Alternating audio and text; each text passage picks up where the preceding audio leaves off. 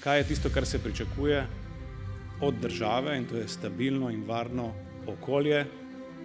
V letošnjem letu smo iz proračuna za spopad z energetsko krizo namenili več kot milijardo evrov. Druga kriza, socialna kriza, za kar je šlo tudi skoraj milijardo evrov, se je odrazilo v višji minimalni plači, v višjih socialnih transferjih, v višjih plačah. Investirali smo v socialni kapital. Samo zadovoljen delavec je dober delavec, ker samo takrat lahko svoj kreativni potencial dejansko sprosti.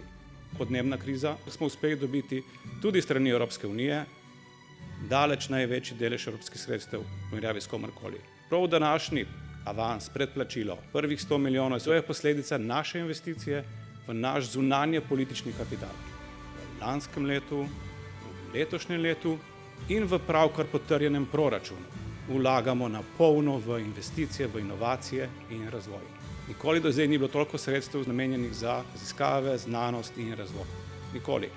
Dajem ne samo poziv vsem združenjem k dialogu, ampak tudi svojo zavezo. Socialni dialog je pomemben.